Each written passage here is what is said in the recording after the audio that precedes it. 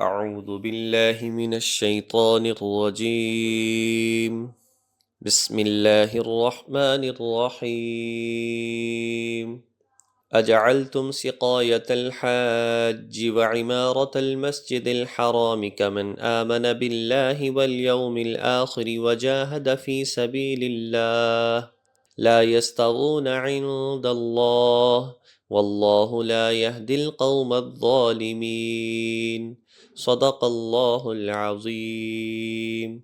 اجعلتم سقایت الحاج، کیا تم نے سمجھ رکھا ہے حاجیوں کو پانی پلانا، وعمارت المسجد الحرامی، اور مسجد حرام کی خدمت کرنا، اسے آباد رکھنا، کمن آمن باللہ والیوم الآخر، اس شخص کے اعمال کی طرح ہو سکتا ہے کہ جو اللہ کی ذات پر اور آخرت پر ایمان رکھے، وجاہد فی سبیل اللہ، اور اللہ کے راستے میں جہاد کرے، لا یستوون عند اللہ، یہ اللہ کے نزدیک ہرگز برابر نہیں ہو سکتے، واللہ لا یہدی القوم الظالمین، اور اللہ تعالی ظالموں کو منزل مقصود تک نہیں پہنچاتا، اللہ تعالیٰ ظالموں کو ہدایت نہیں دیتا۔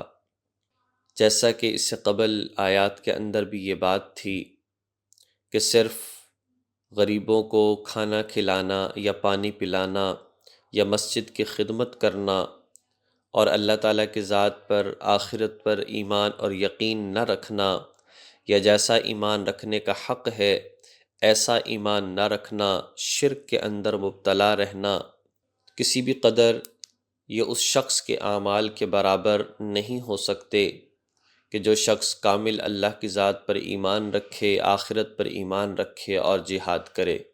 لہٰذا یہ بات بالکل واضح فرما دی، لا یستوون عند اللہ، یہ ہرگز اللہ کے ہاں برابر نہیں ہیں۔ اور بے شک مسجد کے بہت زیادہ آداب ہیں، اور اسی طریقے سے اس کی خدمت کرنا بہت عظیم عمل ہے۔ مساجد کے حوالے سے فرمایا کہ دنیا کی باتیں نہ کی جائیں، مساجد میں مخلوق سے سوالات نہ کیے جائیں، مساجد میں خرید و فروخت کی باتیں نہ کی جائیں، مسجد میں بدبودار چیزیں نہ لائی جائیں۔ مسجد کا ایک تقدس ہے، مسجد میں عبادت کا بہت عظیم درجہ ہے، مساجد جنت کے مقامات ہیں، مساجد کو جنت کے باغات قرار دیا۔ اللہ تبارک و تعالیٰ کو اس دنیا میں سب سے زیادہ پسندیدہ جگہ مساجد ہیں اور سب سے ناپسندیدہ بازار ہیں۔ وجہ یہی ہے کہ مساجد میں اللہ تعالیٰ کی عبادت ہوتی ہے، نافرمانی نہیں ہوتی، اور بازاروں کے اندر کہیں پر جھوٹ ہے، کہیں پر بد نظری ہے، کہیں پر جھوٹی قسمیں ہیں، کہیں پر دھوکہ ہے، فریب ہے، ملاوٹ ہے، یہ ساری چیزیں ہیں جو سب چیزیں اللہ سے دور کرنے والی ہیں۔ تو اس بات کو یہاں پر بیان کیا ہے کہ ایمان کے ساتھ جو عمل کیا جائے گا تو وہ قابل قبول ہوگا۔ ایمان نہ لانا اور عمل کر کے یہ سمجھنا کہ میں نے بڑا اچھا اور نیک عمل کیا، تو فرمایا کہ ایسا نہیں ہے، یہ لوگ دھوکے کے اندر پڑے ہوئے ہیں۔ آگے فرمایا کہ الذین آمنوا وہاجروا وجاہدوا فی سبیل اللہ باموالہم وانفسہم، جو لوگ ایمان لائے اور انہوں نے ہجرت کی اور انہوں نے جہاد کیا اللہ کے راستے میں، باموالہم وانفسہم، اپنے مالوں کے ساتھ، اپنی جانوں کے ساتھ، اعظم درجۃ عند اللہ، وہ اللہ کے نزدیک بہت بڑے درجے پائیں گے، ان کے درجے اللہ تعالیٰ کے ہاں بہت عظیم ہیں۔ وَأُولَئِكَ هُمُ الْفَائِزُونَ، اور یہی لوگ ہیں جو کامیاب ہونے والے ہیں۔ یقینی طور پر کامیابی وہی ہوتی ہے جس کو اللہ تبارک و تعالیٰ بیان فرمائے کہ یہ کامیابی ہے۔ حضور نبی کریم صلی اللہ علیہ وسلم کی مسجد میں منبر کے قریب کچھ لوگ بیٹھے آپس میں جھگڑا کر رہے تھے۔ ایک شخص کہنے لگا کہ حاجیوں کو پانی پلانا بہت عظیم عمل ہے، اس سے بڑھ کر کوئی عمل نہیں، اور میں اس کے علاوہ کسی نیکی کی پرواہ نہیں کرتا۔ دوسرے شخص نے کہا کہ مسجد کی خدمت کرنا عظیم عمل ہے، اس کے علاوہ میں کسی اور کام کو کرنا پسند نہیں سمجھتا۔ تیسرے نے کہا کہ جہاد بڑا عظیم عمل ہے، اس کے علاوہ جو ہے کوئی عمل اس سے بڑھ کر نہیں، اور نہ ہی مجھے ضرورت ہے کہ میں اس کے بعد کوئی عمل کروں۔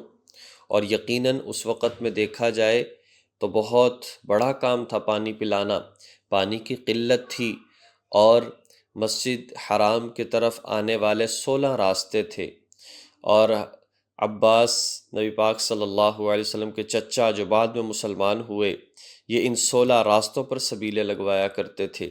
تقریباً 8 سے 10 میل تک سبیلیں لگی ہوتیں، اور لوگ آتے اور پانی بھرتے، جو بیچارے گزرنے والے مسافر وہاں سے پانی پیتے۔ تو بڑا عظیم عمل تھا، لیکن بغیر ایمان کے کرنا، مسلمان ہوئے بغیر ان اعمال کو کرنا، تو یہ کوئی وقعت نہیں رکھتے۔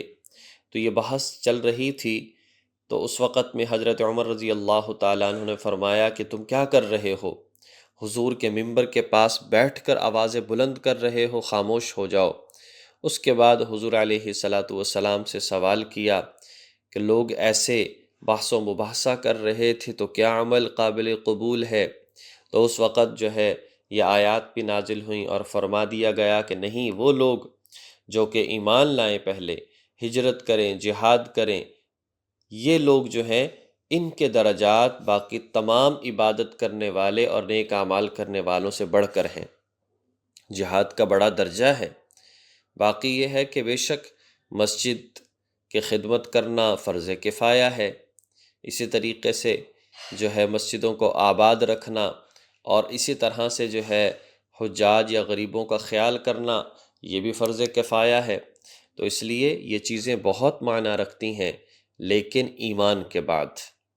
تو بات یہ ہے کہ جو لوگ فرائض تو ادا نہیں کرتے لیکن نوافل پر بڑی توجہ کرتے ہیں، یا اور آسان سمجھ لیجئے، لوگ نماز تو ادا نہیں کرتے لیکن وظائف پر بڑا زور ہے، کوئی مسئلہ کوئی معاملہ، بڑے بڑے وظیفے کرتے ہیں، ہزاروں میں تسبیحات روزانہ کی کرتے ہیں، لیکن اعمال کی طرف، فرائض کی طرف، نمازوں کی طرف کوئی توجہ نہیں۔ بس جس کام کے لیے وظیفہ کر رہے ہو اس کام کو پورا کرنے والا اللہ ہے، اور اس اللہ کی سب سے زیادہ مدد فرائض کو پورا کرنے سے حاصل ہوتی ہے۔ جس قدر فرائض کو ترک کریں گے اس قدر اللہ تعالیٰ کی ذات سے دور ہوں گے اور رحمت سے دور ہوں گے۔ یبشرہم ربہم برحمت منہ، ان جہاد کرنے والوں کے لیے فرمایا یبشرہم ربہم برحمت منہ، خوشخبری دیتا ہے ان کو ان کا رب اپنی طرف سے رحمت کی اور خوشنودی کی، اور ایسے باغات کی کہ جس میں یہ رہیں گے، نعیم مقیم، جس کی نعمتیں دائمی ہوں گی، خالدین فیہا ابدا، یہ لوگ اس میں ہمیشہ ہمیشہ رہیں گے۔ ان اللہ عندہ اجر عظیم، یقیناً اللہ تعالیٰ ہی ہے کہ جس کے پاس عظمت والا اجر ہے۔ اللہ تبارک و تعالیٰ توفیق عمل نصیب فرمائے۔ وآخر دعوانا ان الحمد للہ رب العالمین۔